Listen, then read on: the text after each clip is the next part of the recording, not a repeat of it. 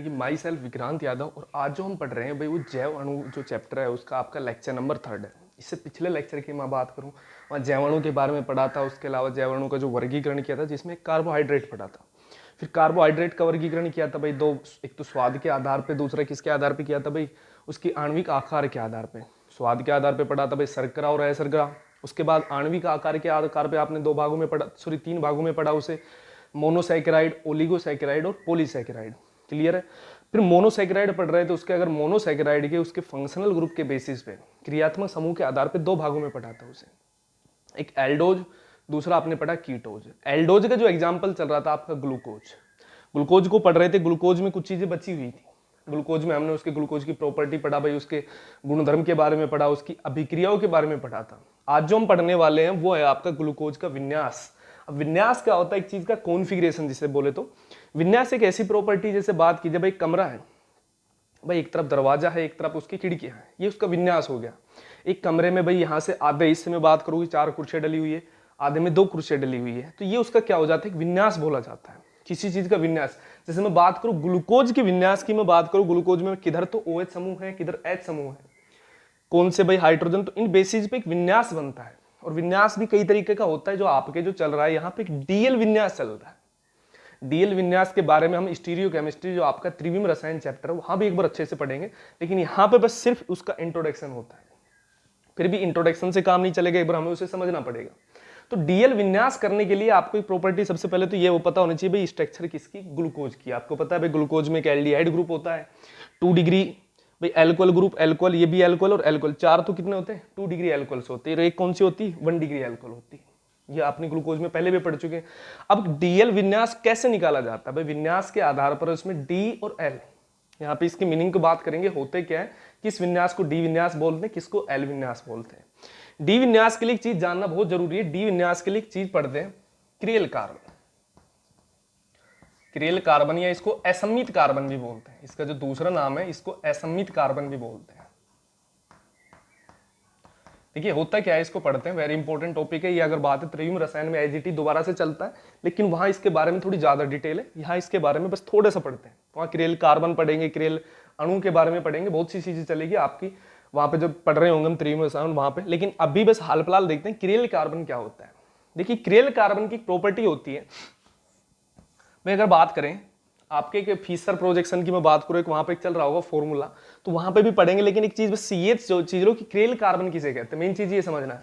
देखना भाई cruel carbon की अगर मैं बात करूं, क्रियल कार्बन के टर्म्स में अगर एक आपको एक ऐसा ग्रुप दिया जाए जहां पे क्रॉस करता है, बताया जाएगा कि कुछ तल से ऊपर होते हैं, कुछ तल से नीचे, वो कहानी अलग चलेगी। लेकिन ये जो सेंटर पे जहां पे 2 लाइनें क्रॉस करती है, खड़ी लाइन और एक तिरछी लाइन जहां पे क्रॉस करती है, वहां पे कार्बन होता है। क्लियर है। और कार्बन हमें पता है, कार्बन से जब 4 अणु जुड़े होते हैं तो उसका संकरण क्या होता है? भाई कार्बन का जो संकरण होगा, भाई कार्बन 4 अणु कब जुड़े होते हैं? जब उसका संकरण क्या हो? sp3। जैसे कि हम एक एग्जांपल लें, आपने ले लिया CCl4, बस CCl4 की अगर मैं बात करूं, कार्बन से 4 अणु जुड़े हैं तो इसका संकरण जब भी आप निकालते हो sp3 आता है। तो 4 अणु जुड़े हो, लेकिन क्रियल कार्बन के टर्म्स में एक तो क्या होना चाहिए, जो क्रियल कार्बन जो बोला जाएगा, क्रियल कार्बन उसे कहेंगे जिसका एक तो संकरण क्या हो, sp3 हो। दूसरी टर्म्स है उसके से जुड़े हुए जो समूह हो वो सारे अलग अलग होने चाहिए, ABCD। मतलब इसका मतलब ये चारों कभी समान ही होंगे। अगर वो समान होते हैं तो कार्बन क्रियल कार्बन नहीं बोला जाएगा। भाई ऐसा कार्बन जिसका संकरण sp3 हो तथा उसकी जो संयोजकता है, मतलब जुड़े हुए समूह या अगर कोई अणु, वो सारे क्या हो, असमान हो, ऐसे कार्बन को क्या बोलते हैं? क्रियल कार्बन, या क्या बोलते हैं उसको? असम्मित कार्बन कहते हैं। क्लियर है। अब यहाँ पे कौन कौन से क्रियल कार्बन है डीएल विन्यास के लिए, वो इंपॉर्टेंट है। सबसे पहले इंडिकेट करना होगा कि कौन कौन से क्रियल कार्बन है। इस कार्बन की बात करो तो इसका संकरण कैसे निकालते हो भाई? संकरण जब इस वाले एटम का संकरण निकालते हो तो सिग्मा बंधों की संख्या निकालते हो। भाई कितने सिग्मा बंध प्लस में भाई इस कार्बन का संकरण निकालना है, तो क्या चेक करेंगे, ये कार्बन कितने सिग्मा बंध बना रहा है, प्लस में इस कार्बन के पास कितने लोन पेयर है, उन्हीं को दोनों को ऐड कर देंगे, उसकी त्रिविम संख्या आ जाएगी, जिससे क्या निकाल सकते हैं, उसका संकरण निकाल सकते हैं। तो भाई कितने सिग्मा बंध बना रहे हैं? 1, 2 और 3। प्लस में कार्बन के पास कोई लोन पेयर नहीं होते, और त्रिविम संख्या 3 होती है तो उसका जो संकरण आता है क्या आता है भाई? sp2 आता है। क्लियर है ये चीज। तो हमें पता है कि भाई sp3 संकरण के लिए किसके लिए स्पेसिफिक टर्म्स है, अति आवश्यक टर्म्स ये है कि sp3 तो संकरण होना चाहिए, प्लस में कार्बन से जुड़े हुए जो समूह है या कोई भी अणु है या कोई भी तत्व है वो सारे क्या होनी चाहिए, अलग अलग होनी चाहिए। लेकिन यहाँ पे सिंपल एक ही चीज को फॉलो नहीं कर पा रहा, संकरणी sp2 है तो ये क्रियल कार्बन नहीं है। सेकंड कार्बन पे चलते हैं, यहाँ पे क्रॉस कर रहा है, यहाँ पे कार्बन होगा। अब कार्बन से यहाँ तो एक तो एल्डिहाइड ग्रुप जुड़ा है, एक OH ग्रुप जुड़ा है, एक H जुड़ा है और एक नीचे पूरा ग्रुप जुड़ा है भाई। तो चारों अणु समान नहीं है, सारे क्या हैं भाई, अलग अलग हैं। इसलिए कैसा कार्बन भाई बोला जाएगा, ये क्रियल कार्बन। प्लस में इसका संकरण चेक करें, 4 सिग्मा बंध बना रहा है अकेला और 4 सिग्मा बंध बना रहा है कोई भी कार्बन, तो कितना उसका संकरण है भाई, sp3 है। अगला चेक कर लो भाई, इस पॉइंट पे जो कार्बन है इधर तो हाइड्रोजन है, इधर OH है, इधर ये पूरा ग्रुप हो गया इसके लिए एक, और इसके नीचे देख ऊपर तो एल्डिहाइड ग्रुप वाला समूह, नीचे एक एल्कोहल ग्रुप वाला समूह है, तो ये भी अपने आप में अलग है। तो ये कार्बन भी कैसा भी आपका क्रियल कार्बन, इसको चेक करना, ये भी क्रियल है और ये भी क्रियल है। अब एक कार्बन और बच गया। हमें पता है कि जो ग्लूकोज में 6 कार्बन होते हैं, ये तो sp2 निकला, ये सारे sp3 हैं चारों, प्लस में सारे इनसे जुड़े हुए जो समूह है या कोई भी अणु है, तत्व हैं, वो सारे क्या है, अलग अलग है भाई। ये तो ये कौन सा हो गया, एक तत्व हो गया, एक समूह हो गए, ये जुड़े हुए अणु जो या तत्व जो अलग अलग हैं तो उसके आधार पे। लेकिन इस वाले कार्बन से मैं बात करूं, 2 हाइड्रोजन सेम जुड़े हुए हैं भाई। कार्बन ने एक तो बॉन्ड जो बना रखा है वो इस पूरे ग्रुप के साथ बना रखा है, ये जो मैं बता रहा हूँ टर्म्स देखना, जो इंडिकेट कर रहा हूँ, ये पूरा समूह ये कार्बन से जुड़ा है। प्लस में कार्बन से OH समूह भी जुड़ा है और कार्बन से 2 हाइड्रोजन जुड़े हैं, और 2 हाइड्रोजन आपस में कैसे होते हैं, सेम। तो कार्बन से 2 सेम, मैंने कहा है कि कार्बन से जुड़े हुए सारे अणु या तत्व अलग अलग होने चाहिए, तभी वो क्रियल हो सकता है। तो ये कैसा कार्बन है भाई, क्रियल कार्बन नहीं है। क्लियर है? तो ये तो हमने भाई क्रियल कार्बन को इंडिकेट कर लिया। अब डीएल विन्यास को कैसे देखते हैं, वो चीजें इंपॉर्टेंट है देखना भाई। डीएल विन्यास से पहले एक चीज और है कि हम नंबरिंग कहां से करते हैं। आपने आईपीएससी नेमिंग में पढ़ी होगी, जो क्रियात्मक समूह का जो प्रायिकता का ऑर्डर था, आपने वहां पे एक टर्म्स पढ़ी थी भाई, वहां पे प्रायिकता का ऑर्डर क्या पढ़ा था, सबसे पहले कार्बोक्सिलिक अम्ल को देते हैं, उसके बाद अगर मैं बात करूं एल्डिहाइड को, उसके बाद अगर मैं बात करूं कीटोन की मैं बात करता हूं, और कीटोन के साथ साथ ये चीजें चल रही होती है भाई। प्रायिकता का जो ऑर्डर है कीटोन के, अगर इसके बाद किसका नंबर आता था भाई, आपका एल्कोहल का आता था। या बात करें लास्ट में जो आपका आता है, लास्ट में कौन सा आता है भाई, एल्किल हैलाइड की मैं बात करूं, RX जो भी होते हैं भाई आपके, उनकी जो प्रायिकता होती है सबसे लास्ट में होती है। प्रायिकता मतलब अगर आपको नंबरिंग करनी हो भाई, आपके एक से ज्यादा क्रियात्मक समूह हो किसी भी आईपीएससी नेमिंग के लिए, तो आईपीएससी नंबरिंग सबसे पहले किसे देंगे, उसकी प्रायिकता का क्रम है। वेरी इंपॉर्टेंट है, कई बार आपको बुक्स में नहीं मिल रहा होता, लेकिन इंपॉर्टेंट इसे याद रखना होता है। तो भाई ऊपर तो एक तो CH समूह है एल्डिहाइड, नीचे एक एल्कोहल समूह है भाई। इस कार्बन से नंबरिंग करें या इस कार्बन से नंबरिंग करें, एक नंबर किसे दें, वो उसके लिए प्रायिकता का क्रम पता होना चाहिए। तो भाई ऊपर तो एल्डिहाइड समूह, नीचे क्या एल्कोहल समूह, पहले प्रायिकता किसे देंगे, एल्कोहल तो सबसे पीछे आ रहा है, एल्डिहाइड कहां रहा है, आगे आ रहा है। नंबरिंग कहां से करेंगे भाई, यहां से 1 2 3 4 5, और लास्ट वाला कौन सा होगा भाई आपका 6 नंबर कार्बन होगा। ये चीजें क्लियर है? तो ये तो हो गया आपका भाई प्रायिकता का क्रम। इसको C1 carbon, C2 carbon, C3 C5 sorry C4 C5 और इसको क्या कहेंगे C6। अब एक चीज है डीएल विन्यास को कैसे इंडिकेट करते हैं। जब भी अब उसका डीएल विन्यास को लिखने का एक सबसे पहला तरीका है कि हम इसमें जो कोई भी जो नंबरिंग करते हैं उसमें जो मैक्सिमम नंबर वाला कार्बन होता है, मतलब क्रियल कार्बन मैक्सिमम नंबर पे कौन सा भाई, एक तो क्रियल कार्बन 2 नंबर पे, एक 3 पे, एक 4 पे, एक 5 पे। मैक्सिमम नंबर वाला कौन सा है, 5 पे। उसके बाद तो ये 6 नंबर पे जो कार्बन है क्रियल कार्बन नहीं है, तो कौन सा नंबर की मैं बात करूं, 5th नंबर पे जो कार्बन है, ये जिसको मैं इंडिकेट कर रहा हूं, अब ये डिसाइड करेगा उसके विन्यास को। बस ये लाइन ध्यान से सुनना, जो मैक्सिमम डिजिट वाला जो नंबर है उस पर जो क्रियल कार्बन होगा वो विन्यास को डिसाइड करेगा, उस पर लगा हुआ OH समूह ही डिसाइड कर देता है। बस ये H और OH की जो दिशा होती है ये विन्यास को डिक्लेयर करती है। अब देखना, अगर OH राइट साइड में है भाई, यहां पर राइट में है लेफ्ट में है, देखो इधर तो H तो लेफ्ट में, राइट में कौन है OH, अगर राइट में है तो विन्यास होगा आपका D। अगर ये OH किस में होता, लेफ्ट में होता, तो विन्यास होता L। क्लियर है? तो जो ग्लूकोज होता है भाई, ग्लूकोज की मैं टर्म्स की मैं बात करूं, जो ग्लूकोज आपकी टर्म्स है, वो जो ग्लूकोज आपका होता है कौन सा होता है, डी ग्लूकोज होता है। ग्लूकोज कौन सी भई आपकी, डी ग्लूकोज। और डी ग्लूकोज के साथ में यहाँ पे एक चीज और लिखी होती है, यहाँ पे बीच में पॉजिटिव लिखा होता है। यहाँ पे पॉजिटिव का मतलब होता है दक्षिण गुणक। अगर बात करूं दक्षिण ध्रुवण गुणक, भाई देखना दक्षिण ध्रुवण गुणक। दक्षिण ध्रुवण गुणक का मतलब क्या होता है कि नई टर्म्स आपको भाई इसमें अगर पढ़ने को मिलती है, नहीं, यहाँ पे अगर इसके बारे में अगर डिटेल की मैं बात करूँ तो डिटेल में बात करेंगे तो ग्लूकोज का चैप्टर खत्म नहीं होगा, लेकिन फिर भी थोड़ा ब्रीफ अकाउंट अगर हल्के से इसके नॉलेज देना बहुत जरूरी है। देखिए दक्षिण ध्रुवण गुणक और एक आपके चलता है वाम ध्रुवण गुणक। देखिए दोनों के बारे में पढ़ते हैं क्या होता है। दक्षिण ध्रुवण गुणक की प्रॉपर्टी है आपके जो प्रकाश से रिलेटेड, किसे कहते हैं बस थोड़ा सा डिटेल में लेंगे, क्योंकि ज्यादा डिटेल में गए तो पूरा लेक्चर चला जाएगा, लेकिन ये कंप्लीट नहीं होगा। क्योंकि इस लेक्चर के बारे में कि दक्षिण ध्रुवण गुणक क्या होता है और वाम ध्रुवण गुणक क्या होता है, ये दोनों चीजें त्रिविम रसायन में अच्छे से विद डिटेल है। लेकिन फिर भी आपके अगर बात करें, आपका जो सूर्य का प्रकाश होता है भाई एक साधारण प्रकाश होता है। साधारण प्रकाश की मैं बात करूं, देखना भाई ध्यान से, थोड़ा सा इंपॉर्टेंट टॉपिक है तो थोड़ा सा ध्यान से देखना, समझने वाली चीज है ये, वैसे इजीली इतने आसानी से समझ में नहीं आता है। बस सिर्फ मैं क्या कह रहा हूं उस चीज को देखते हुए साथ साथ चलिए, बहुत इजीली समझ में आ जाएगा। जो साधारण प्रकाश होता है उसमें कितने कलर होते हैं भाई? 7 कलर होते हैं भाई। वर्ण अगर बात है, वर्णक बोले या कलर बोले, आपके जो रंग या वर्ण, वर्ण बात करते हैं श्वेत वर्ण, आपका जो काला वर्ण, वर्ण क्या रंग की बात करना है। अगर 7 रंग में से अगर मैं बात करूं, मैं आपको सिंपल यहां ले रहा हूं, इसको देखना भाई, देखना भाई, मैंने आपका सूर्य है, सूर्य से आपको 7 रंग मिले, आपको पता है ना विबजोर। अगर आपका जो आप इंद्रधनुष देखते हैं वो एक टाइम का विबजोर, उसमें सारे कलर आपको शो हो रहे होते हैं, वोलेट से लेके रेड तक। अब टर्म्स क्या होती है, जब ये किसी आपने कोई भी तल लिया, इस पर अगर ये दीवार ही मान लो, दीवार पर आपके जो 7 कलर दीवार पर गिर रहे हैं, आप देखें जो कलर गिरते हैं तो आपको सारे कलर अलग अलग दिखते हैं। आपने क्या किया, उसमें से किसी एक कलर, मतलब दीवार ली जिस पर वो प्रकाश डाला था, उसमें एक बारीक होल कर दिया और उसमें से एक प्रकाश की किरण कहां चली गई? सीधी निकल गई भाई। एक तो आपका वोयलेट हो गया, इंडिगो हो गया, आपका ग्रीन हो गया, लास्ट तक कौन सा? रेड। इसमें से आपने एक बारीक होल किया जिसमें से एक कलर कहां चला गया? आर पार। यह आपका साधारण प्रकाश था, उसमें से एक वर्ण मतलब एक कलर निकल गया, इसको एक वर्णी प्रकाश बोलते हैं। कौन सा प्रकाश बोलेंगे भाई? एक वर्णी प्रकाश बोलेंगे। क्लियर है यहां तक?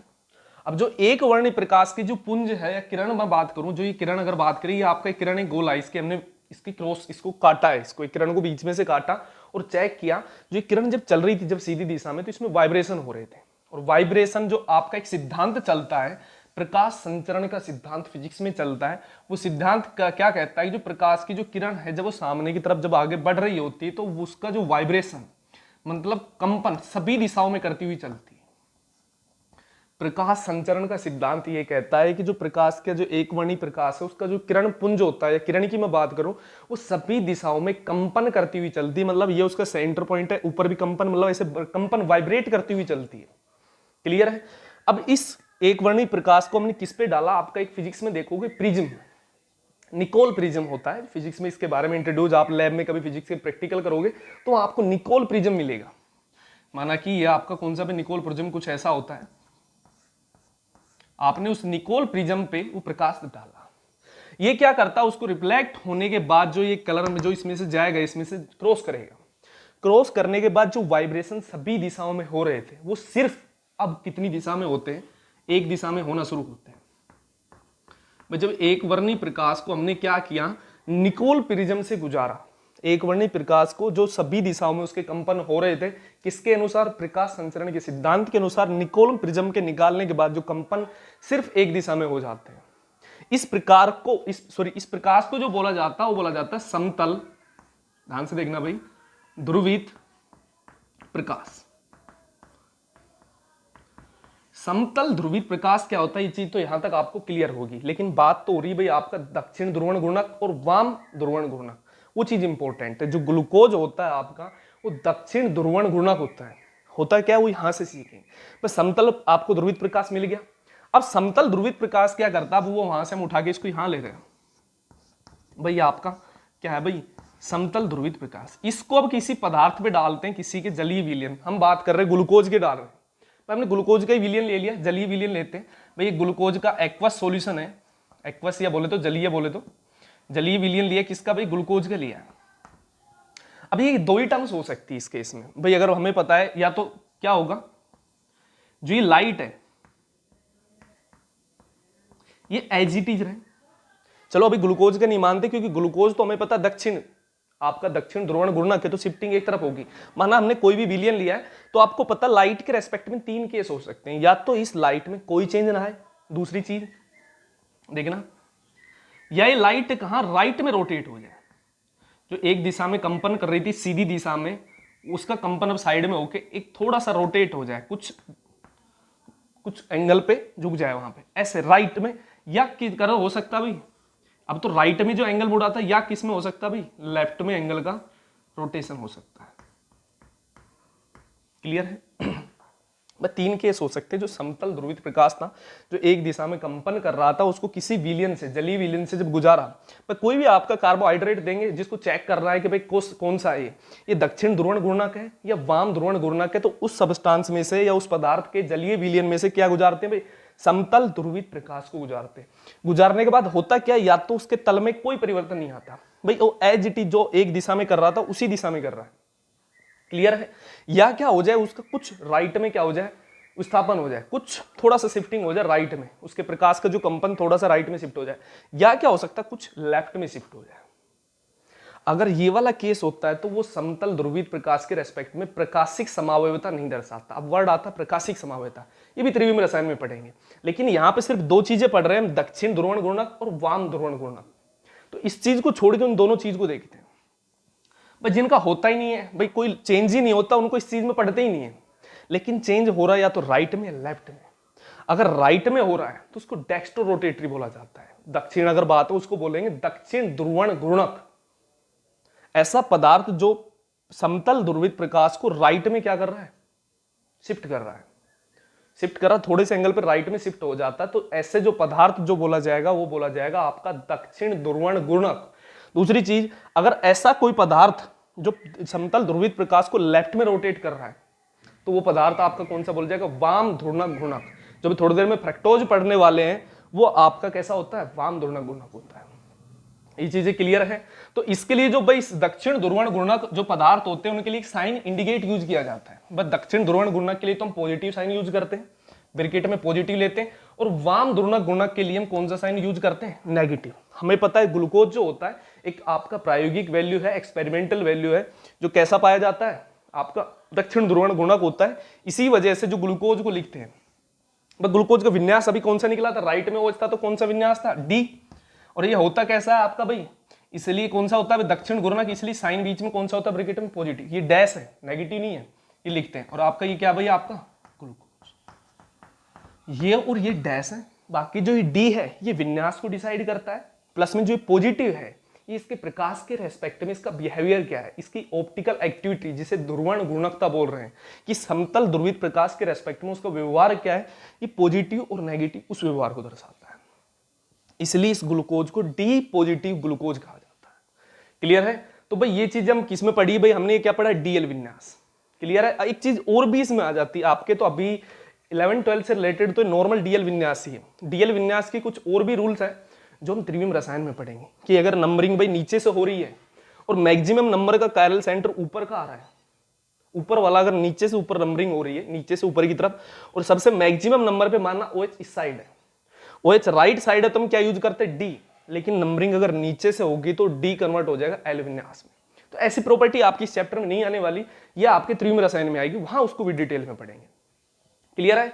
तो भाई अभी आपने पढ़ा डीएल विन्यास, अब इसकी चक्रीय संरचना हो आती है। चक्रीय संरचना कब आई, उसको पढ़ने की जरूरत क्यों पड़ी, वो इंपॉर्टेंट चीज है। देखिए कि जो इसकी जो ये अगर बात है, ये जो संरचना इसकी बोली जाती है खुली श्रृंखला, ये सिंगल आपकी सीधी श्रृंखला के रूप में है ग्लूकोज की। ये जो खुली श्रृंखला वाली जो आपकी ग्लूकोज की संरचना होती, सारी डिटेल को शो नहीं करती। मतलब कुछ केस ऐसे हुए जो ग्लूकोज की संरचना की जो क्रिस्टलीकृत फॉर्म होती है, जो सोलिडिफाइड फॉर्म होती है, जैसे क्रिस्टलीकृत किसे कहते हैं, ग्लूकोज आपकी ठोस अवस्था में होती है। लेकिन जैसे बात करें आपकी शुगर जो होती है, चीनी होती है, वो एक तरह की ग्लूकोज है, या आपकी बात करें उनको हम पानी में मिलाते हो एक्वस हो जाती है। मतलब जो क्रिस्टलीकृत उसकी फॉर्म थी वो एक्वस में कन्वर्ट होगी। वापस हम क्या करते हैं, उस ग्लूकोज को मतलब सॉरी उस चीनी को हम हीट कर रहे हैं, टेम्परेचर धीरे धीरे वाटर वेपराइज हो गया, और जो आपकी ग्लूकोज जो चीनी आपने शुरू में ली थी वो वापस से कैसी होगी, सॉलिड होगी। देखा ना, कभी पानी आपने लिया, पानी में चीनी घोल दी और नीचे से आप उसे गर्म कर रहे हो और नीचे वापस से चीनी फिर बच जाती है, क्रिस्टलीकृत हो जाती है। तो जो क्रिस्टलीकृत होती है, जो ग्लूकोज का क्रिस्टलीकरण होता है, तो कुछ प्रॉपर्टी उसकी चेंज हो जाती है। हमने देखा जो क्रिस्टलीकृत जो ग्लूकोज थी उस पर कुछ टेस्ट किए गए, जैसे 2,4-DNP टेस्ट किया गया, सिफ टेस्ट किया गया। ये दोनों टेस्ट करने से हमने पाया कि भाई ग्लूकोज में तो एल्डिहाइड ग्रुप है ही नहीं, जबकि ग्लूकोज में कौन सा ग्रुप होता है, एल्डिहाइड ग्रुप होता है। लेकिन 2,4 जो डीएनपी टेस्ट है, साथ में जो सिप टेस्ट है, कि यही शो करते हैं कि किसी समूह में एल्डिहाइड, अगर किसी कंपाउंड में एल्डिहाइड समूह है या नहीं। लेकिन जब चक्रीय संरचना देने की जब जरूरत आई तो वास्तव में हुआ क्या, जो क्रिस्टलीकृत फॉर्म में जो ग्लूकोज था उसमें एल्डिहाइड समूह की अनुपस्थिति नजर आई। तो उस केस में हुआ क्या कि ग्लूकोज की दूसरी संरचना के बारे में प्रस्तुत की गई, जिसको ग्लूकोज की चक्रीय संरचना कहते हैं। देखिए क्या होते हैं, उसे भी पढ़ते हैं। देखिए ये रही भी ग्लूकोज की, अगर मैं बात करूं चक्रीय संरचना की, तो चक्रीय संरचना कैसी होती है। चक्रीय की बात आ रही है तो मतलब रिंग की बात कर रहा है, वलय युक्त संरचना की बात कर रहा है। देखिए ये आपकी ग्लूकोज की खुली श्रृंखला वाली कैसी भी संरचना है। इससे अगर बात है चक्रीय संरचना पढ़ने के लिए, एक तो दो टेस्ट की गए, एक तो 2,4 डीएनपी टेस्ट, 2,4 डीएनपी टेस्ट, और एक आपका होता है सिप टेस्ट। या सिप टेस्ट को हिंदी में क्या बोलते हैं, परीक्षण बोलते हैं।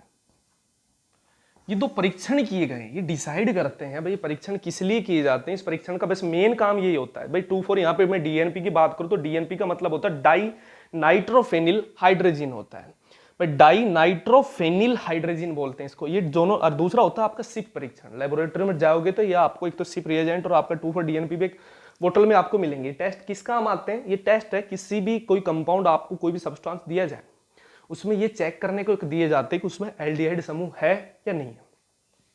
जब चक्रीय संरचना की बात आई ग्लूकोज की क्रिस्टलीय संरचना में, तो वहां पे देखा कि उसमें एल्डिहाइड समूह थे ही नहीं, जबकि खुली श्रृंखला में हमें दिख रहा है कौन से समूह उपस्थित होते हैं, एल्डिहाइड। तो चक्रीय संरचना में ऐसा क्या पाया गया है कि उसमें जो समूह नहीं थे, तो इसकी चक्रीय संरचना होती कौन सी है जिसमें एल्डिहाइड समूह की क्या होती, अनुपस्थिति होती है। तो देखिए संरचना बनाने के लिए केस क्या है उसको ध्यान से देखना भाई।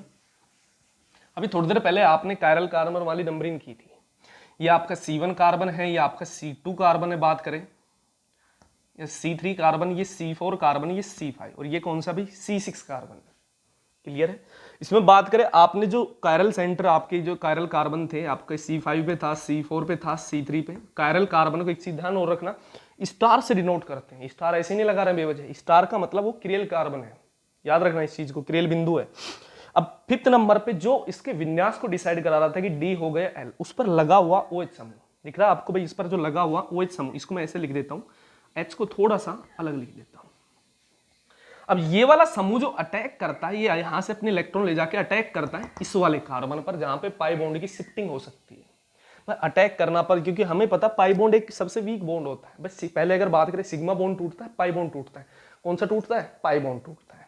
अब पाई बॉन्ड की इसकी मैं पोलरिटी बात करूं, ये बॉन्ड को अगर चलो मैं मान रहा हूं ब्रेक करता हूं तो किस पर प्लस आएगा, किस पर माइनस। हमें पता है ये अटैक करेगा तो पाई बॉन्ड यहां शिफ्ट होगा, शिफ्ट होगा तो हमें पता है यहाँ पे तो पॉजिटिव पार्शियली पॉजिटिव, अगर मैं बात करूं पार्शियली पॉजिटिव चार्ज है, पार्शियली नेगेटिव। जब कौन सी टर्म्स है, जब इस पर अटैक होने की पोजीशन है तब की बात कर रहा हूं। बॉन्ड टूटने के बाद में सिंपल बात कर रहा हूं, यहां पर तो क्या आ जाएगा, पॉजिटिव नेगेटिव। ये अगर मैं इसी बॉन्ड को तोड़ रहा हूं, मैं आपने चलो एक सिंपल वे में समझाता हूं, इस पर तो माइनस होगा, इस पर क्या होगा प्लस, क्योंकि ऑक्सीजन और हाइड्रोजन में से विद्युत ऋणता कम किसकी होती है, हाइड्रोजन की, तो प्लस। ऑक्सीजन की ज्यादा होती तो माइनस, कार्बन की कम होती तो प्लस, ऑक्सीजन की ज्यादा होती तो माइनस। प्लस माइनस आपको अच्छे से करना आता है भाई। ये यहां से H टूट के जाएगा, कहां चिपकेगा, इस माइनस के पास चिपक गया। अब ये ऑक्सीजन, ये तो एक साइड तो वो तो हाइड्रोजन तो मुक्त अवस्था में था, लेकिन ये ऑक्सीजन एक बॉन्ड तो बना रहा है ऑलरेडी। अब ये जुड़ेगा तो जुड़ने के बाद क्या केस होगा भाई, देखना ये जुड़ेगा कहां, इस प्लस वाले कार्बन पर। ये माइनस जो आपकी, ये आपके कहां बॉन्ड बनाएगा भाई, इस वाले कार्बन से डायरेक्ट। ये ऑक्सीजन इस वाले कार्बन से क्या बनाएगा, बॉन्ड बनाएगा। और यही इसकी चक्रीय संरचना के केस में आती है। अब देखना होता है क्या, इससे दो केस बन जाते हैं इसी अवस्था से जो हमने बनाई है, इसी तरह से जुड़ने के कारण। भाई अब केस क्या हो सकता है, भाई आपका H था, ये H ने कहाँ अटैक करवाया, यहाँ पे अटैक करवाया जो पाई बॉन्ड था। अब जुड़ने के बाद हमें पता है यहाँ पे तो हो जाता OH। अब केस क्या हो सकता है, जो OH यहाँ पे बना था अभी थोड़ी देर पहले हमने जो बनाया, ये OH या तो इस साइड हो सकता है या इस साइड हो सकता है। दो केस बनते हैं भाई। ये एक तो OH, ये जो OH है इसके पास हो सकता है, या जो OH है वो इस H के पास हो सकता है। तो दो केस बनते हैं, मैं दोनों को लिख रहा हूं, देखना भाई। आपका जो H आया था अभी, एक तो OH किस साइड हो सकता है भाई, ये कार्बन इससे जुड़ा हुआ जो ऑक्सीजन, OH इधर चला जाए, H इधर ही रहे, बाकी आपके एजिटेज रहेंगे। आपका OH है, H है, OH है, और इसके बाद जो आपका ऑक्सीजन से जो डायरेक्ट वहां पे टकराने के बाद जो बॉन्ड बना वो कहां बन रहा था भाई, यहाँ पे। बाकी इधर H था, OH है, सॉरी सही है, ये आपका क्या भाई H है, और यहाँ पे क्या है सॉरी H है, नीचे क्या लगा हुआ अभी CH2OH। ये आपका C1 कार्बन था, C2 था, C3 था, C4, C5 और ये आपका कौन सा है C6 कार्बन। ये वाली टर्म्स बन जाती भाई, या तो OH किधर देखो, बाकी चीजें हमने कुछ नहीं छेड़ा भैया, आपका OH एज इट इज है, ये आपका OH एज इट इज है, ये आपका OH एज इट इज, और ये ऑक्सीजन जो बॉन्ड किससे बना है इस कार्बन से। अब या तो ये देखो हमने जो ऊपर वाला जो H यहाँ पे ये वाला H जो टूट के यहाँ पे जो जुड़ रहा था, या तो ये OH इन ग्रुप वाले की साइड हो सकता है, या ये OH कहाँ हो सकता है इस वाली साइड। अटैक होने के बाद उसकी पोजीशन कहाँ गई हमें कुछ नहीं कह सकते। तो दूसरा वाला केस क्या बनेगा भाई देखना भाई, यहाँ पे अब OH या तो कहाँ चला जाए यहाँ लेफ्ट में, और H तो ये वाला H है वो किधर चला जाए उस साइड। बाकी ये चीजें वही रहेगी आपकी भाई सेम। ये ऑक्सीजन कहाँ जुड़ रहा होगा भाई जाके इस वाले कार्बन से, बाकी वही एज इट इज रहेगा, इनमें कोई फर्क नहीं। H आपका H, OH आपका OH, इधर OH तो इधर H होगा, इधर H तो इधर OH होगा, इधर OH तो H, इधर OH था तो क्या होगा H, और नीचे क्या था आपका CH2OH। दो केस बनते हैं इसके अटैक होने से, या तो OH इधर चला गया या उधर चला गया। अगर राइट साइड में OH जाता है, फ्रक्टोज के केस में भी ऐसे होगा, अगर OH राइट साइड में तो आएगा वर्ड आएगा अल्फा डी ग्लूकोज होगा भाई। ये तो आपकी डी ग्लूकोज थी, इसके दो टर्म्स हो जाएगी, कौन सा हो जाएगा अल्फा डी ग्लूकोज अगर OH राइट साइड में है। अगर OH किधर है लेफ्ट साइड में तो ये बीटा डी ग्लूकोज हो जाएगी। क्लियर है, बस कुछ नहीं है। ये चक्रीय संरचना किसकी है भाई अल्फा डी ग्लूकोज, और ये किसकी है बीटा डी ग्लूकोज। अब इसी चक्रीय संरचना बोले दिखने में अच्छी नहीं लग रही भाई, ये ऑक्सीजन से वहां जुड़ा हुआ है, इतना बड़ा बॉन्ड तो हमने कभी देखा नहीं। इस चक्रीय संरचना को समझाने के लिए हावर्थ नाम का साइंटिस्ट आया, उसने इसको अच्छे से समझाया भाई इन दोनों संरचना को, अल्फा डी ग्लूकोज की और बीटा डी ग्लूकोज की संरचना को एक नई संरचना में दिया जिसको हावर्थ संरचना बोलते हैं। देखो मैं बीच में बना रहा हूं, अगर आपकी क्वेश्चन ये आ जाता है कि ग्लूकोज की चक्रीय संरचना बनाइए तो आपको अल्फा वाली बीटा वाली ये बनानी है, अल्फा वाली ये बनानी है। अगर पूछ ले हावर्थ संरचना बनानी ग्लूकोज की चक्रीय की फॉर्म में तो कैसे बनाएंगे वो देखना। जो हावर्थ की जो इसकी ग्लूकोज की जो हावर्थ संरचना होती है वो पायरेन जैसी होती है। पायरेन कुछ ऐसी संरचना होती है भाई, ये होता आपका पायरेन, पायरेन जैसी शेप बनती। पायरेन जैसी शेप जब ग्लूकोज की होती है इसीलिए इसको बोला जाता है पायरेनोज भी बोलते हैं। ग्लूकोज की चक्रीय संरचना, चक्रीय संरचना मतलब अल्फा और बीटा जो ग्लूकोज होती है, अल्फा और बीटा ग्लूकोज को ही क्या बोलते हैं पायरेनोज बोला जाता है। क्यों बोला जाता है क्योंकि अल्फा और बीटा ग्लूकोज की संरचना कैसी होती है पायरेन जैसी होती है। पायरेन एक ऐसी होती है जिसमें एक हेटेरो रिंग है, जिसमें एक हेटेरो एटम भी जुड़ा होता है, विषम अणु, विषम चक्रीय संरचना भी बोली जाती है। क्योंकि अगर एक ही टाइप से बनी है तो समचक्रीय, और एक से अगर बात है कार्बन के अलावा ऑक्सीजन है, सल्फर है, नाइट्रोजन, तो विषम चक्रीय आपकी विलय बोली जाती है, आप पढ़ चुकी है ऑर्गेनिक केमिस्ट्री में। तो पायरेनोज भी बोला जाता है किसको किसको भाई अल्फा और बीटा ग्लूकोज को। अब इसकी संरचना को बनाने के लिए ये चीज इंपॉर्टेंट है, ध्यान देना, अब इसकी संरचना वेरी इंपॉर्टेंट है, रटनी नहीं होती, इजी तरीके से बना होती। तो इसकी संरचना बनाने के लिए चलो मैं इसमें बात करूं, अगर मैं टर्म्स की मैं बात करूं, देखना भाई यहाँ पे कितने बॉन्ड है भाई। ऑक्सीजन से मैं बात करूं, ये ऑक्सीजन किससे बॉन्ड बना रहा है, किससे बॉन्ड बना रहा है भाई कार्बन से। एक बॉन्ड ये हो गया भाई, ऑक्सीजन और कार्बन के बीच में एक बॉन्ड, कार्बन से कार्बन के बीच में दूसरा बॉन्ड, इस कार्बन से इस कार्बन के बीच में तीसरा बॉन्ड, इस कार्बन से इस कार्बन के बीच में चौथा बॉन्ड, इस कार्बन से इस कार्बन के बीच में पांचवा बॉन्ड, और इस कार्बन और ऑक्सीजन के बीच में कौन सा बॉन्ड छठा बॉन्ड। मतलब 6 मेंबर रिंग बनेगी, एक 6 मेंबर की वलय होगी जिसमें एक कार्बन, 2 कार्बन, 3 कार्बन, 4 कार्बन, 5 और छठा क्या है ऑक्सीजन। उसमें भाई अगर 5 तो कार्बन होंगे, 1 कार्बन, 2 कार्बन, 3 कार्बन, 4, 5 और छठा क्या हुआ ऑक्सीजन होगा, बन गई रिंग, साथ में ऑक्सीजन भी आ गया। अब ऑक्सीजन से जस्ट हम पास चलते हैं C1 कार्बन की तरफ, या अगर बात करें C1 कार्बन हम यहां से ले, जैसे यहाँ पे C2 कार्बन रिप्रेजेंट करेंगे C3 C4 को, और रिप्रेजेंट करने का केस यही है। यहाँ पे C1 कार्बन की जो कहानी वो आएगी C2 की, C3 की, C4 की, C5 की। अब C5 क्या है, C5 कार्बन पे आते हैं, ये C1 कार्बन है, C2 कार्बन है, C3 कार्बन है, ध्यान से देखना, C4 और C5। C5 पर अब देखो ये जो चीज होती है कभी भी, जो C5 पोजीशन, यहाँ की पोजीशन जो जुड़ा है, जो CH2OH है, इसको कुछ नहीं देखना होता, सिंपल सी बात है, जो C5 पर होता है इसको CH2OH को ऊपर की तरफ लिख देते हैं, H को जो इसके साइड में जो कौन सा एक C5 पर क्या लगा एक H, उसको नीचे लिख देते हैं। अब बाकी कुछ नहीं करना, जो इस लाइन के वर्टिकल लाइन के इस साइड है उसको हमेशा ऊपर लिख रहे होते हैं रिंग के, और जो इस साइड है उसको रिंग के नीचे लिख रहे होते हैं। जैसे कि मैं C5 के बाद हम C4 कार्बन के बाद गए तो ऊपर की तरफ क्या है H, ऊपर की तरफ क्या है H और नीचे की तरफ क्या है OH। क्लियर है।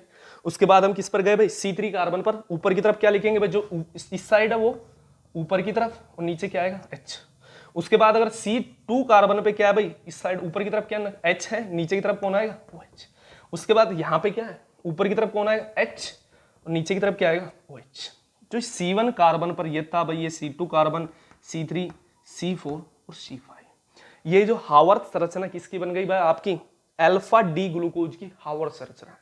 दूसरी में बात करूं, बीटा में कुछ चेंज नहीं है भाई, ये एज इट इज सेम बनाओगे, वो ही सब कुछ सेम है, बस सिर्फ इस और उस संरचना में फर्क क्या है, इसमें OH इस साइड है, उसमें OH इस साइड है, बस। ये तो आपकी किसकी संरचना बनी है बेबी, अल्फा डी ग्लूकोज की। बीटा में कोई फर्क नहीं है, सिर्फ और सिर्फ जो ये वाला ग्रुप है भाई, सब कुछ बनाते हुए ऐसे चल रहे थे, इस साइड वाला ऊपर लिख रहे थे, उस साइड वाला नीचे। अब लास्ट जब यहां पे हम बात कर रहे होंगे, जो OH नीचे था, इसमें OH कहां चला जाएगा, बस ऊपर, और H कहां चला जाएगा, नीचे। अब ये संरचना किसकी बन गई, बीटा डी ग्लूकोज की बन गई। हावर्थ संरचना किसकी है, बीटा डी ग्लूकोज। और जिस कार्बन पर, अभी ध्यान रखना, एक नया वर्ड आएगा, एनोमेरी कार्बन। एनोमेरी कार्बन भाई, दोनों अल्फा और बीटा संरचना में जो C1 कार्बन, ये C1 कार्बन पर ही विन्यास में फर्क है, बस उसी कार्बन को क्या कहते हैं, एन्यूक्लिक। बाकी ये चीजें C2, C3, C4 और C5, ये अल्फा और बीटा में इन दोनों, इन चारों का विन्यास क्या है, समान। सिर्फ C1 का विन्यास अल्फा और बीटा में अलग अलग है। ऐसा कार्बन ग्लूकोज की, ऐसा कार्बन जिस पर मतलब, या उसको C1 कार्बन भी कह सकते हैं, बस C1 कार्बन पर जो ग्लूकोज की अल्फा और बीटा में दोनों में क्या विन्यास में अंतर होता है, और इसी कार्बन को कौन सा कार्बन बोलते हैं, एनोमेरिक कार्बन बोलते हैं। क्लियर है भाई। तो ये चीज पढ़ी हमने भाई, किसकी संरचना पढ़ी, ग्लूकोज की संरचना पढ़ी, और कौन सी, चक्रीय। तो दो टाइप से सवाल बनते हैं, या तो चक्रीय संरचना पूछ ले तो आप ये बनाओगे, हावर्थ संरचना पूछे तो आप ये बनाओगे। अल्फा में तो OH ऊपर होगा, सॉरी नीचे था, लेकिन बीटा में OH कहां चला जाएगा, ऊपर। बस बनाने का तरीका याद रखें, वर्टिकल के लाइन के जो इस साइड था, इसको ऊपर की तरफ लिखोगे, बाकी इस साइड था वो नीचे। बस ध्यान रखना है, जो सबसे नीचे वाला पॉइंट तो होता है, बिल्कुल एंड में पॉइंट है, बस वो ऊपर लिखना है, बस इसको रटना नहीं है। चाहे किसी की भी आए, जैसे हम फ्रक्टोज की पढ़ेंगे, उसके केस में भी ऐसे ही हो रहा होगा। अब पढ़ते हैं, इसके बाद जो पढ़ने वाले हैं वो फ्रक्टोज का ही पढ़ने वाले हैं। देखिए क्या होता है, देखिए भाई ये आपका कीटोज जो आप पढ़ रहे थे, कीटोज का एग्जाम्पल है फ्रक्टोज। आपने एल्डोज का एग्जाम्पल ग्लूकोज अभी कंप्लीट किया है। दूसरा उसका वर्गीकरण जो कीटोज पढ़ रहे थे, कीटोज का एग्जाम्पल क्या पढ़ा था, फ्रक्टोज। फ्रक्टोज क्या होता था, आपने जो कीटोज अगर बात करें, एल्डोज में क्या कर रहे थे भाई, जो आपका ग्लूकोज था एल्डोहेक्सोस था, उसमें एल्डिहाइड ग्रुप होने से उसको क्या बोल रहे थे, एल्डोहेक्सोस। लेकिन इसमें कीटोन ग्रुप होता है, इसको लिए इसको क्या बोलते हैं, कीटोहेक्सोस। हेक्सोस का मतलब इसमें 6 कार्बन होते हैं। भाई ग्लूकोज का फॉर्मूला भी यही होता है और फ्रक्टोज का भी यही होता है। आपने देखा था C6H12O6, यही ग्लूकोज का फॉर्मूला होता है, और यही किसका होता है, फ्रक्टोज का फॉर्मूला होता है। इसको बनाने की विधि, भाई आपने जैसे ग्लूकोज बनाने की विधि पढ़ी थी, जब आपने ग्लूकोज का जल अपघटन, सॉरी सुक्रोज का जब जल अपघटन कराया था, भाई आपकी सुक्रोज इसका वाटर के साथ एसिडिक मीडियम में, अम्लीय माध्यम में जब जल अपघटन कराया था, तो ग्लूकोज बना था, फ्रक्टोज बना था। बात यही हुई थी कि दोनों में अंतर क्या है। भाई आप ग्लूकोज के बारे में तो भी पढ़ के आ रहे हो, उसमें एल्डिहाइड समूह था। भाई ग्लूकोज और फ्रक्टोज का फॉर्मूला दोनों सेम है, भाई इन दोनों में अंतर क्या है कह नहीं सकते ऐसे, लेकिन उसकी संरचना को देख के अंतर बताते हैं। तो फ्रक्टोज के निर्माण की विधि भी सेम यही है, और ग्लूकोज की निर्माण की विधि भी सेम यही है। वहां ग्लूकोज के बनाने को पढ़ रहे थे, यहाँ पे किसको पढ़ रहे हैं, फ्रक्टोज को। तो बनाने की विधि हम पहले भी पढ़ चुके हैं। क्लियर है। तो ये चीज तो आप पहले भी पढ़ चुके। एक चीज और थी कि जो आप प्रकाश के संबंध में इसकी समावेता, इसकी ध्रुवणता को पढ़ रहे थे, तो ये कैसा होता है, वाम ध्रुवण घूर्णक होता है। मतलब ये जो लाइट को जो शिफ्ट करता है, कहां करता है, लेफ्ट में करता है। एक तो राइट में करता है, तो दक्षिण ध्रुवण घूर्णक समतल ध्रुवणित प्रकाश को जो राइट में ओरिएंटेड कर रहा था, विन्यासित कर रहा था, शिफ्ट कर रहा था, तो उसको क्या बोल रहे थे, दक्षिण ध्रुवण घूर्णक बोल रहे थे। लेकिन यहाँ कहाँ, लेफ्ट में उसको शिफ्ट करता है, इसको वाम ध्रुवण घूर्णक बोलते हैं। इसलिए इसके लिए जो साइन यूज किया जाता है वो नेगेटिव। भाई इसलिए फ्रक्टोज की दूसरी चीज है, इसका जो डीएल विन्यास करते हैं, भाई डी है या एल है, चेक करो इसको कैसे करोगे। सबसे पहले जितने भी कार्बन हैं उसमें क्रियल कार्बन को क्या करेंगे, इंडिकेट करेंगे। भाई एक तो ये कार्बन है, भाई इसको कीटोहेक्सोस, पहले एक चीज ये पढ़ते, कीटोहेक्सोस क्यों बोल रहे हैं, क्योंकि इसमें कीटोन ग्रुप है। यहाँ पे उसमें H था, लेकिन यहाँ पे कार्बन है, RCR। भाई यहाँ पे कार्बोनिल के दोनों साइड कार्बन और कार्बन अगर जुड़े होते हैं तो कीटोन ग्रुप होता है। भाई कार्बन की इस साइड भी कार्बन जुड़ा है और इस साइड भी कार्बन जुड़ा है, तो क्या होता हो, कीटोन। कार्बन की एक साइड तो कार्बन जुड़ा हो, एक साइड हाइड्रोजन जुड़ा हो कार्बोनिल ग्रुप के साथ, तो क्या होता है, एल्डिहाइड ग्रुप होता है। पढ़ के आ चुकी हो। अब मेन चीज है कि यहाँ पे अगर मैं टर्म्स की बात करूं भाई, अगर बात है इसकी नंबरिंग की बात करूं, मैं नंबरिंग कहाँ से करोगे भाई, कार्बोनिल के रेस्पेक्ट में जब कीटोन की आप नंबरिंग करते हो तो नंबरिंग उस वाले कार्बन से करते हैं जहां से कार्बोनिल कार्बन नियरर आए। मैं नीचे से नियरर आ रहा है, ऊपर से नियरर आएगा, यहां से 1 2 3 4 5 और 6, ये चीज क्लियर है यहां तक। उसके बाद क्रियल कार्बन कौन सा है, इसका संकरण कार्बन की बात करूं sp3 है, लेकिन कार्बन से 2 हाइड्रोजन सेम जुड़े हुए हैं, इसलिए कैसा कार्बन नहीं है, क्रियल कार्बन नहीं है।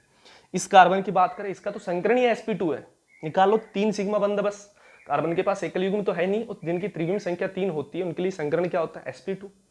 इसके लिए बात करूं, इसका sp3 है, इस वाले कार्बन से 4 सिग्मा बंद और चारों के चारों अलग अलग एटम से जुड़े हैं। ये हाइड्रोजन, इधर OH, इधर ये पूरा ग्रुप हो गया, और इधर ये आपका ये ग्रुप हो गया, जो चारों चीजें अलग अलग है। इसमें भी ये भी सेम और ये भी सेम। ये वाला क्रियल कार्बन नहीं हो सकता क्योंकि कार्बन से 2 हाइड्रोजन सेम जुड़े हुए हैं, और साथ में संकरण तो sp3 है। sp3 संकरण होना भी जरूरी है, साथ में उससे जुड़े हुए जो अणु है या तत्व हैं वो सारे क्या होने चाहिए, अलग अलग होने चाहिए। लेकिन यहाँ पे 2 हाइड्रोजन कैसे जुड़े हुए हैं, सेम, इसलिए क्रियल कार्बन नहीं है। इसमें क्रियल अणु कितने हैं, 3 है। मैक्सिमम डिजिट वाला जो क्रियल कार्बन है उस पर चलते हैं। अब ये देखो नंबरिंग ऊपर से नीचे ही हुई है, अगर नीचे से ऊपर नंबरिंग हुई है तो ऊपर का जो हाईएस्ट पॉइंट वाला जो नंबर आता है देखते तो उसे ही है, लेकिन विन्यास विपरीत हो जाता है। अगर राइट में आ रहा तो हम अभी जो पढ़ रहे थे डी, ऊपर से चलते हैं, अगर राइट में आने पे डी आ रहा तो डी रहेगा, लेकिन नीचे से नंबरिंग करते हैं और ऊपर का जो मैक्सिमम नंबर आपका अगर राइट में आ रहा है तो विन्यास तो होना चाहिए डी, लेकिन डी नहीं होता, कन्वर्ट हो जाता है एल में। अगर लेफ्ट में हो तो होना चाहिए था एल, लेकिन नीचे से नंबरिंग होनी चाहिए, वो विपरीत हो जाता है डी विन्यास में। तो ये रूल पढ़ेंगे डी और एल विन्यास का त्रिविम में। तो अभी आप सीधे ऊपर से नीचे चलो, नीचे से ऊपर मत जाओ, नहीं तो गलत हो जाएगा। ऊपर से नीचे चल रहे हैं तो आपका जो मैक्सिमम नंबर 5 पे जो आ रहा है, OH किस साइड है, राइट में लेफ्ट में, राइट में है तो क्या आएगा, डी आएगा, लेफ्ट में होता तो क्या आता, एल। लेफ्ट से आपको याद हो जाएगा, लेफ्ट में एल डी, मतलब एक याद करने का तरीका है, लेफ्ट में है तो एल, राइट में है तो डी। फ्रक्टोज की बात कर रहे हैं, और फ्रक्टोज कैसा होता है भाई, वाम ध्रुवना, इसलिए कौन सा साइन आएगा, माइनस, और इसको क्या बोलते हैं भाई, फ्रक्टोज। फ्रक्टोज जो होता है वाम, यहाँ पे ये चीजों को नेगेटिव मत समझना, डैश है, डी नेगेटिव, ये डी उसके विन्यास को दर्शा रहा है, और यहाँ पे माइनस जो लिखा हुआ है ये उसकी प्रकाशिक समावयवता को दर्शा रहा है कि प्रकाशिक रूप से कैसा है, वो समतल ध्रुवित प्रकाश को लेफ्ट या राइट में कहाँ रोटेट कर रहा है, कहाँ घूर्णित कर रहा है, उस चीज के बेस है। क्लियर है ये चीजें। अब बात आती है इसकी चक्रीय संरचना की, ये तो इसकी प्रॉपर्टी होगी, चक्रीय संरचना इसकी कैसे बनती है, बस वो चीज इंपॉर्टेंट। अभी थोड़ी देर पहले हमने उसकी भी बनाई, किसकी बात कर रहे भाई, थोड़ी देर पहले ग्लूकोज की। इसकी संरचना में वही चीज है जो मैक्सिमम नंबर पॉइंट पे जो कार्बन था उससे जुड़ा हुआ, ध्यान से देखना भाई, वही सेम चीज है, मैक्सिमम नंबर वाला OH अटैक वहीं करेगा कार्बोनिल पर, कुछ नहीं है भाई। ये अगर यहाँ से चलो इस पर माइनस, इस पर क्ला हमने तोड़ दिया इसको, ये आप वही सेम अटैक करा रहे हो। चलो यहाँ से मैं वैसे ही बना देता हूँ आपकी टर्म्स को, अटैक यहाँ करेगा, अटैक करने के बाद ये वाला बॉन्ड कहाँ शिफ्ट होगा, यहाँ पे शिफ्ट होगा, और जो ये हाइड्रोजन टूट के यहाँ से जाएगा वो कहाँ जुड़ेगा, OH यहाँ। अब सेम केस, अब ये OH इस साइड भी हो सकता है, अगर राइट में जाता था तो अल्फा, लेफ्ट में जाता था बीटा, पहले पढ़ के आए थे, वही सेम केस। अब इसके करने के बाद जो शिफ्टिंग, भाई ये ऑक्सीजन डायरेक्ट किस कार्बन से जुड़ेगा, यहाँ से। सेम केस देखना, मैं दोबारा जोड़ रहा हूँ भाई, यहाँ से इस कार्बन से माना OH अगर बात करें, आपका इधर क्या जुड़ा हुआ देखो, CH2OH, और इधर जो शिफ्टिंग होने के बाद जो ऑक्सीजन पर माइनस आया था वहां से कौन टूट के जुड़ रहा है, वहां से H, तो इधर क्या आ जाएगा, एक OH। उसके बाद H, आपकी जो टर्म्स ये चीजें सेम रहेगी भाई, 3 चीजें जो थी आपकी, इधर H था, OH था एक, H OH, तो इधर H, तो इधर क्या हो जाएगा OH, OH तो H, और इधर क्या था आपका H, और ये ऑक्सीजन किससे जुड़ रहा है जाके भाई, इस वाले कार्बन, और नीचे क्या है आपका भाई CH2OH। एल्कोहल किस साइड भाई, OH जो ग्रुप किस साइड आ गया, तो लेफ्ट में, या कहाँ हो सकता है, राइट में, बस इतना सा काम करना, कुछ नहीं है, वही सेम चीजें,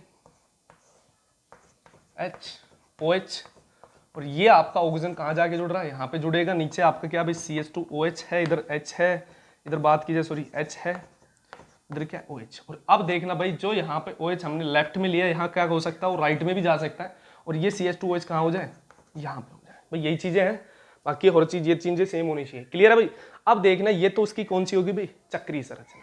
क्लियर है यहाँ पे भाई, यहाँ तक कोई दिक्कत हो भाई, या तो OH लेफ्ट में जा सकता है या राइट में जा सकता है। वहां पे अगर बात है लेफ्ट में आ गई, यहाँ पे क्या हो सकता है राइट।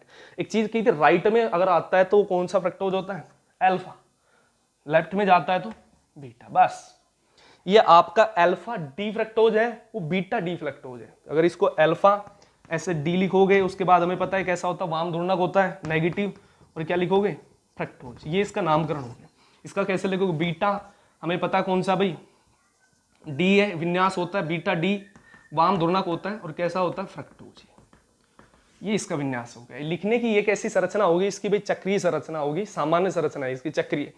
फिर इससे इसके बाद एक हावर्थ नाम का, मैं जैसे कि पहले उसमें पढ़ रहे थे, हावर्थ नाम का साइंटिस्ट आया, उसने कहा कि दिखने का तरीका अच्छा नहीं है, इसे मैं कुछ अलग तरीके से बनाता हूँ। बोलो इतना बड़ा कार्बन, ऑक्सीजन और कार्बन के बीच में इतना बड़ा बॉन्ड कभी मैंने देखा नहीं है, इसको सामान्य वास्तव में इसकी संरचना कैसी होती है वो हावर्थ ने प्रेजेंट की, उसको बनाते हैं, देखना कैसी होती है। देखना हावर्थ ने इसकी जो संरचना बताई वो बताई फ्यूरेन जैसी। देखिए फ्यूरेन क्या होता है, बोले कि इसकी जो संरचना होती है फ्यूरेन जैसी होती है। फ्यूरेन कुछ ऐसा होता है भाई, फ्यूरेन की संरचना ऐसी होती है। बोले अगर बात है जो अल्फा और बीटा जो फ्रक्टोज है उसकी संरचना फ्यूरेन जैसी होती है, तो उसकी कैसी होती है, पायरेन जैसी। इसके पायरेनोज बोल रहे थे, फ्यूरेन जैसी होती तो इसको क्या बोलते हैं, फ्यूरेनोज बोलते हैं।